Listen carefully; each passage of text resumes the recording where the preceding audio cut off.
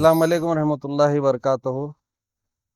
تمام عالم اسلام کو خاص طور سے شہران گلبرگہ کو عید الفطر کے دل کی گہرائیوں سے میری جانب سے، میرے والد کے جانب سے اور میری فیملی کی جانب سے مبارکباد دیتا ہوں، اور اللہ تعالیٰ سے دعا گو ہوں اللہ تعالیٰ ان لوگوں کے جو ایک مہینے کے مسلسل جو روزہ رہ کر اپنے نفس کو مار کر لوگ مسلسل جو دعائیں کیے ہیں، اللہ تعالیٰ ان کی جائز دعاؤں کو قبول فرما۔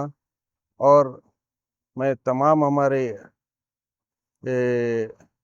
گلبرگہ کی عوام سے گزارش کرتا ہوں کہ کل جب عید کی نماز کو جائیں تو خوب دعا کرے اپنے شہر کے لیے، اپنے ملک کے لیے، اپنے پریوار کے لیے، اور مجھ ناچیز کو بھی اپنی دعاؤں میں یاد رکھے، اور میرے والد کو بھی اپنے دعاؤں میں یاد رکھیے۔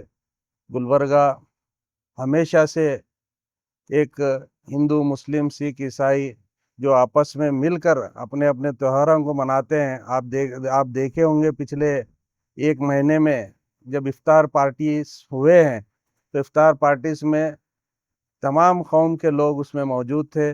اس میں آ کر ایک دوسرے کو کھجور کھلا کر، گریٹنگس ایک دوسرے کو مبارکباد دے کر، جو یہاں گلبرگے کا جو ایک صدیوں سے چلتے ہوئے آ رہا ہے، گلبرگے کا جو ماحول چلتے آ رہا ہے، وہ ایسے ہی برقرار رہنا چاہیے۔ اسی طریقے سے پورے ملک میں، پورے کرناٹک میں اسی طریقے سے یہ ماحول رہنا چاہیے۔ اور پھر ایک بار ہم اللہ تعالیٰ سے دعا کرتے ہیں کہ اللہ تعالیٰ ہمارے جو روزدار بھائی دن بھر روزہ رہ کر مسلسل 29 دن دعا جو کیے ہیں، اللہ تعالیٰ ان کے جائز دعاؤں کو قبول کرے۔ پھر ایک بار میری جانب سے، میرے والد کی جانب سے میں عید الفطر کی مبارکباد دیتا ہوں۔ السلام علیکم۔